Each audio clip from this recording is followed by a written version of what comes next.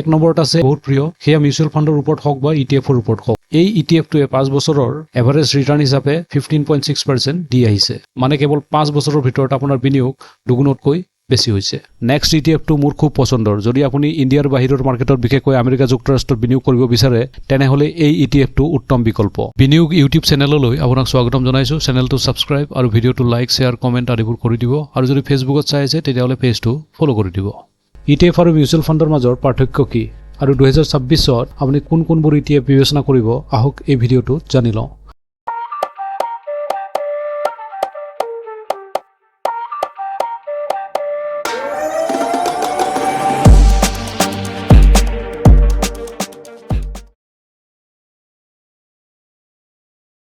প্ৰথমতে ইটিএফ আৰু মিউচুৱেল ফাণ্ডৰ মাজত ঠিক কি ডিফাৰেঞ্চ আছে?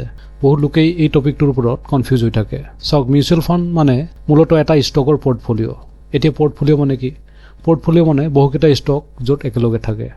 ধৰি লওক আপুনি নিফটি 50ৰ মিউচুৱেল ফাণ্ড লৈছে, তেন্তে নিফটি 50ৰ ভিতৰত ভাৰতৰ টপ 50টা কোম্পানীত যিটো ৰেচিঅ' চলি থাকে সেই অনুপাতে মিউচুৱেল ফাণ্ড মেনেজাৰে ষ্টকবোৰ কিনি ল'ব। ধৰি লওক ৰিলায়েন্সৰ ৱেটেজ বেছি চলি আছে, সেইটো কিনি ল'ব, আৰু কোনোবাটোত কম চলি আছে সেইটো কিনি ল'ব। বেচিকেলি মিউচুৱেল ফাণ্ড মেনেজাৰে নিফটি 50কে মেপ কৰি থাকিব আৰু আপোনাৰ বিহাফৰ ষ্টকবোৰ কিনি থাকিব, আৰু আপুনি এই মিউচুৱেল ফাণ্ডটো কিনি এক প্ৰকাৰৰ নিফটি 50ৰ গ্ৰ'থক এনজয় কৰিব পাৰে।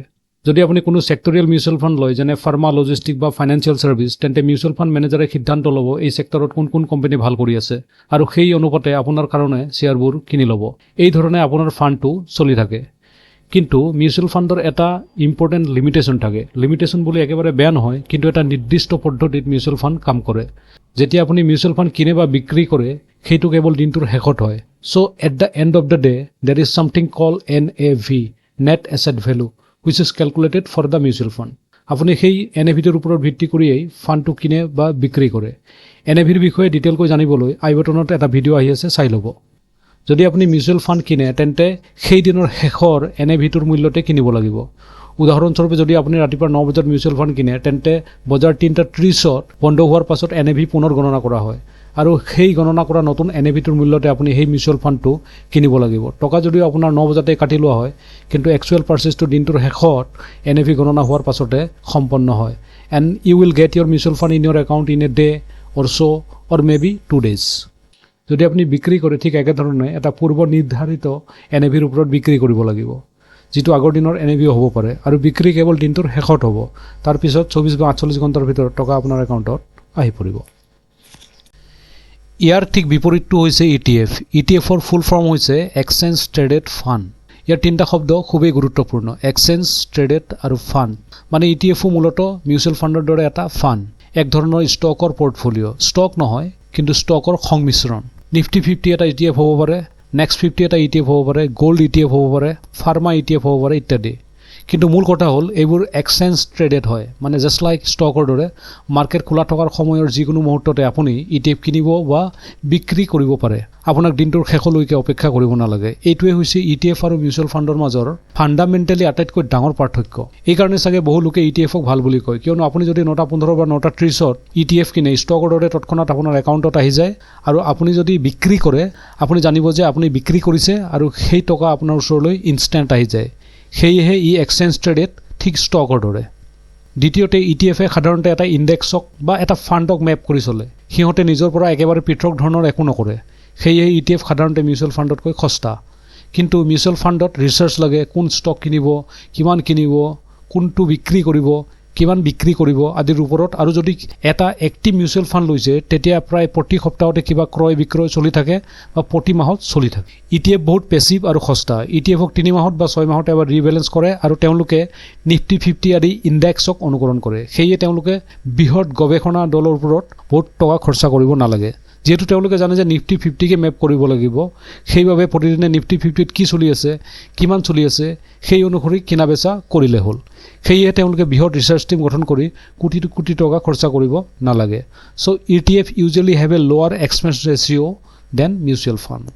তৃতীয়টো সকলোৰে বাবে বেছি গুৰুত্বপূৰ্ণ নহয়, ইটিএফত মিনিমাম বিনিয়োগৰ পৰিমাণ খুব কম থাকে। আপুনি ইটিএফত কেৱল এটা ইউনিট ক্ৰয় কৰিব পাৰে, কিন্তু মিউচুৱেল ফাণ্ডত সাধাৰণতে মিনিমাম 500 টকা বা তাতকৈ বেছি আৰম্ভণিৰ পৰিমাণ থাকে। সেয়ে যদি কোনো ইউনিটৰ NAV 10ৰ পৰা 50 টকাও হয়, তথাপিও কিন্তু আপুনি মিনিমাম ইনভেষ্টমেণ্ট 500 টকা কৰিবই লাগিব, অৰ্থাৎ কেইবাটাও ইউনিট কিনিবই লাগিব। কিন্তু ইটিএফত আপুনি কেৱল এটা ইউনিট ল'ব পাৰে, এটা ষ্টক কিনাৰ দৰে। কিন্তু এটা ডাঙৰ পাৰ্থক্য যি এতিয়াৰ সময়ছোৱাত মিউচুৱেল ফাণ্ডৰ পক্ষে ওলাই আহিছে, সেইটো হ'ল মিউচুৱেল ফাণ্ডৰ বিপৰীতে আপুনি লোন ল'ব পাৰে। ইয়াক LAMF বুলি কোৱা হয়, লোন এগেইনষ্ট মিউচুৱেল ফাণ্ড। ধৰক আপোনাৰ ওচৰত 1 লাখ টকাৰ মিউচুৱেল ফাণ্ডৰ ইনভেষ্টমেণ্ট আছে আৰু আপোনাৰ টকাৰ প্ৰয়োজন হৈছে। এতিয়া আপোনাৰ বিকল্প কি? আপুনি এটা পাৰ্চনেল লোন ল'ব লাগিব, যাৰ ইণ্টাৰেষ্ট সাধাৰণতে 13% পৰা 15% হয় আৰু কেতিয়াবা তাতকৈ বেছি হয়, আৰু আপোনাৰ ক্ৰেডিট স্ক'ৰৰ ওপৰত সেইটো নিৰ্ভৰ কৰিব। কিন্তু LAMF প্ৰজেক্টৰ জৰিয়তে আপুনি আপোনাৰ মিউচুৱেল ফাণ্ডৰ বিপৰীতে ঋণ ল'ব পাৰে। বেংক বা সংস্থাই ক'ব যে আপোনাৰ মিউচুৱেল ফাণ্ডৰ ইনভেষ্টমেণ্টৰ 50% পৰ্যন্ত আমি ঋণ দিব পাৰোঁ, অৰ্থাৎ 1 লাখ টকা বিনিয়োগৰ বিপৰীতে আপুনি 50,000 টকাৰ লোন পাব। এই লোনটো বৰ্তমান 10.75% পাৰ এনাম ইণ্টাৰেষ্ট আহে, যি ভৱিষ্যতে বাঢ়িবও পাৰে বা কমিবও পাৰে, কিন্তু বৰ্তমানে 10.75% ইণ্টাৰেষ্টত চলি আছে। এই লোনত আপুনি কেৱল ইণ্টাৰেষ্ট এমাউণ্টটোহে দিব লাগে আৰু প্ৰিন্সিপাল এমাউণ্টটো যিকোনো সময়ত পৰিশোধ কৰিব পাৰে। কিন্তু যদি আপুনি কেৱল ইণ্টাৰেষ্টটোহে নিয়মীয়াকৈ দিব খোজে, তেনেকৈও আপুনি দিব পাৰে। চ' আপোনাৰ 50,000 লোনৰ বছৰি 10.75% ইণ্টাৰেষ্ট আহিব, অৰ্থাৎ মোটামুটি বছৰি প্ৰায় 5,550 ইণ্টাৰেষ্ট দিব লাগিব। যদি সেইটো 12 মাহে আমি ডিভাইড কৰোঁ, তেন্তে প্ৰতি মাহে প্ৰায় 480 টকাৰ পৰা 500 টকাৰ ভিতৰত পৰিব। আৰু আপোনাৰ মূলধনৰ 50,000 যিটো আপুনি লোন হিচাপে লৈছে, সেইটো এতিয়াও জামানত হিচাপে ৰখা আছে। যেতিয়া আপুনি সেই মূলধনখিনি ঘূৰাই দিব, তেতিয়া আপোনাৰ লোনটো শেষ হৈ যাব। এই LAMF প্ৰজেক্টত এটা ভাল লগা বস্তু হৈছে ইয়াত ক্ৰেডিট স্ক'ৰৰ প্ৰয়োজন নাথাকে, কাৰণ এটা দিশে আপোনাৰ মিউচুৱেল ফাণ্ডৰ ইনভেষ্টমেণ্টে নিজেই আপোনাৰ ক্ৰেডিট স্ক'ৰ নিৰ্ধাৰণ কৰি দিছে। অৰ্থাৎ আপোনাৰ যদি ক্ৰেডিট স্ক'ৰ অলপ কমো আছে, কিন্তু আপোনাৰ ওচৰত মিউচুৱেল ফাণ্ড ইনভেষ্টমেণ্ট থাকে, তেন্তে আপুনি এই লোন সহজে পাব পাৰে। কাৰণ পাৰ্চনেল লোন সাধাৰণতে বেছি কষ্টলি হয় আৰু কেতিয়াবা নাপাবও পাৰে, কিন্তু LAMF লোনত ডকুমেণ্টেশ্যন প্ৰচেছ খুব সহজ আৰু অনলাইনত সম্পূৰ্ণ হয়। অধিক কাগজ স্বাক্ষৰ বা ফৰ্মেলিটি নালাগে, যি সাধাৰণতে অন্য লোনত লাগে। ইয়াৰ আন এটা সুবিধা হ'ল প্ৰি পে'মেণ্টৰ কোনো অতিৰিক্ত চাৰ্জ নাথাকে, অৰ্থাৎ যিকোনো সময়ত আপুনি পৰিশোধ কৰিব পাৰে আৰু লোনটো ক্ল'জ কৰিব পাৰে। লোন চলি থকাৰ সময়ত আপোনাৰ মিউচুৱেল ফাণ্ডৰ ইউনিটবোৰ লক ইন অৱস্থাত থাকে, অৰ্থাৎ সেই সময়ত আপুনি এইবোৰ বিক্ৰী কৰিব নোৱাৰে। যদিও নতুন ইউনিট কিনিব পাৰিব, কিন্তু যিবোৰ লোনৰ বিপৰীতে গিৰবী আছে সেইবোৰ ফ্ৰী নহয়। যেতিয়া আপুনি প্ৰিন্সিপাল এমাউণ্টটো পৰিশোধ কৰিব, তেতিয়া এই ইউনিটবোৰ ৰিলিজ হ'ব আৰু আপোনাৰ মিউচুৱেল ফাণ্ডৰ পুনৰ আপোনাৰ নামত আহিব। এই স্কিমত আপুনি প্ৰায় 25,000 টকাৰ পৰা 5 কোটি টকা পৰ্যন্ত লোন ল'ব পাৰে। যদি ইকুইটি মিউচুৱেল ফাণ্ড হয়, তেতিয়াহ'লে 45% পৰ্যন্ত আপুনি লোন পাব, আৰু যদি ডেপ মিউচুৱেল ফাণ্ড হয়, তেতিয়াহ'লে 75% পৰ্যন্ত আপুনি লোন পাব। তথাপি ইয়াৰ কিছু সীমাবদ্ধতা আছে। তাৰ ভিতৰত এটা ডাঙৰ সীমাবদ্ধতা হৈছে সকলো মিউচুৱেল ফাণ্ড লোনৰ বাবে এলিজিবল নহয়। যদি কোনো ফাণ্ড ডিমেট ফৰ্মত RTA বাহিৰত থাকে, তেন্তে সেইবোৰ এলিজিবল নহয়। আৰু যদি কোনো tax saving ELSS mutual fund হয়, য'ত 3 বছৰ লক ইন পিৰিয়ড থাকে, সেইবোৰো এই স্কিমত অন্তৰ্ভুক্ত নহয়। আৰু কিছুমান মিউচুৱেল ফাণ্ড আছে যিবোৰ এতিয়ালৈকে LAMF প্ৰডাক্টৰ অধীনত অহা নাই, সেইবোৰৰ ক্ষেত্ৰতো আপুনি নাপাব। কিন্তু জেনেৰেল মিউচুৱেল ফাণ্ড যদি আপোনাৰ ওচৰত আছে, ETFৰ তুলনাত এটা ডাঙৰ সুবিধা হৈছে মিউচুৱেল ফাণ্ডৰ বিপৰীতে আপুনি লোন ল'ব পাৰে, সিহঁতক বিক্ৰী নকৰাকৈ। অৰ্থাৎ আপোনাৰ মিউচুৱেল ফাণ্ডৰ বিক্ৰী কৰাৰ কোনো প্ৰয়োজন নাই, কেৱল এইবোৰ গিৰবী ৰাখি আপোনাৰ টেম্পৰেৰীভাৱে লোন লৈ আপোনাৰ ফাইনেন্সিয়েল সমস্যাবোৰ সমাধান কৰিব পাৰে। অ'কে, এই বছৰৰ বাবে কোন কোনকেইটা ETF আপুনি বিবেচনা কৰিব পাৰে সেয়া চাওঁ আহক।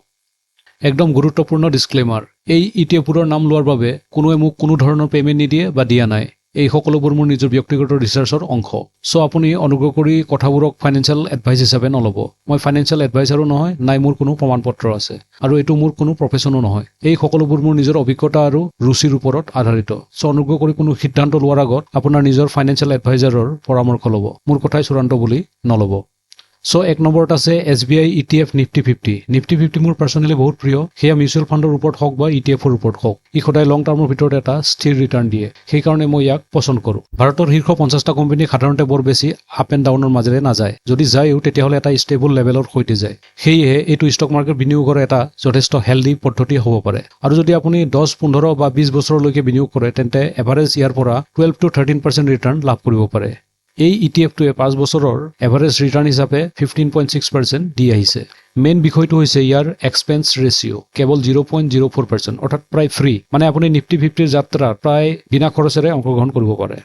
ইয়াৰ পিছত আহে নিপন ইণ্ডিয়া ETF জুনিয়ৰ 20 এই ETFটোৱে নিফটি নেক্সট 50 ইণ্ডেক্সক ফ'ল' কৰে এইবোৰ সেই কোম্পানীবোৰহে যিবোৰে টপ 50ৰ অন্তৰ্গত নহয় কিন্তু ৰেংকত 51ৰ পৰা 100লৈকে আছে আপুনি ভাবিব এইবোৰ অলপ বেছি ৰিস্কি কাৰণ টপ 50ৰ নহয় এইবোৰ কোম্পানীৰ সাইজত অলপ সৰু কিন্তু আপ এণ্ড ডাউনো বেছি সো লং টাৰ্মৰ ভিতৰত ইয়াৰ ৰিটাৰ্ণো বেছি হ'ব পাৰে আৰু সেয়া এই ETFটোৱে প্ৰমাণো কৰিছে 5 বছৰৰ সময়ছোৱাত ইয়াৰ কিউমুলেটিভ ৰিটাৰ্ণ 125%ৰ ওপৰত আছিল মানে কেৱল 5 বছৰৰ ভিতৰত আপোনাৰ বিনিয়োগ দুগুণতকৈ বেছি হৈছে নেক্সট হৈছে Kotak Nifty PSU bank ETF নামৰ পৰা বুজিব পাৰি এইটো কোটাক ইণ্ডিয়াৰ এটা ETF আৰু PSU বেংকসমূহত বিনিয়োগ কৰে যোৱা 3 বছৰত ইয়াৰ কিউমুলেটিভ ৰিটাৰ্ণ 140%ৰ ওপৰত আছিল মই পুনৰ কৈছো এইবোৰ কোনো পৰামৰ্শ বা ৰিকমেণ্ডেশ্যন নহয় মই কেৱল এই ETFবোৰৰ বিষয়ে তথ্য সংগ্ৰহ কৰিছো যিবোৰ হিষ্টৰিকেলি 3 পৰা 5 বছৰ সময়ছোৱাৰ ভিতৰত সৰ্বাধিক ভাল প্ৰদৰ্শন কৰিছে সেয়েহে অনুগ্ৰহ কৰি কোনো ধৰণৰ বিনিয়োগ কৰাৰ আগতে আপোনাৰ ফাইনেন্সিয়েল এডভাইজাৰৰ পৰামৰ্শ ল'ব নেক্সট ETFটো মোৰ খুব পছন্দৰ যদি আপুনি ইণ্ডিয়াৰ বাহিৰৰ মাৰ্কেটত বিশেষকৈ আমেৰিকা যুক্তৰাষ্ট্ৰত বিনিয়োগ কৰিব বিচাৰে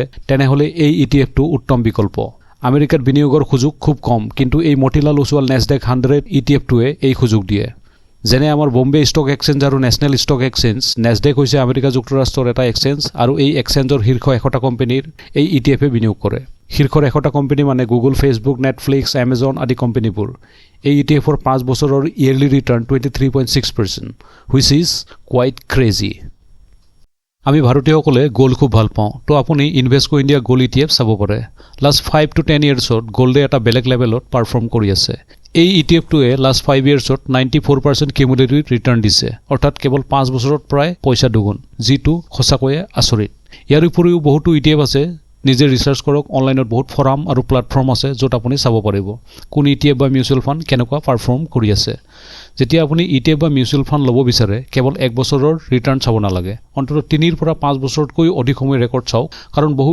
ETF আৰু মিউচুৱেল ফাণ্ড 3 পৰা 5 বছৰৰ ভিতৰত নিজৰ আচল পৰিচয় আৰু ৰং দেখুৱায় এটা বছৰত কোনো ফাণ্ড ষ্টাৰ পাৰফৰ্মাৰ বা প'ৰ পাৰফৰ্মাৰ হ'ব পাৰে কিন্তু 3 পৰা 5 বছৰ ধৰি নিয়মিতভাৱে ভাল ৰিজাল্ট দিয়া এইটো সঁচাকৈয়ে কঠিন কাম সেয়ে যি ETF বা মিউচুৱেল ফাণ্ডে দীঘলীয়া সময় ধৰি ভাল পাৰফৰ্ম কৰি আছে সেইটোহে আপোনাৰ বাবে গুড চইচ হ'ব মই আশা কৰোঁ এই তথ্যখিনি আপোনাৰ বাবে উপকাৰী হ'ব বিনিয়োগ চেনেলৰ পৰা সাইন অফ কৰিছোঁ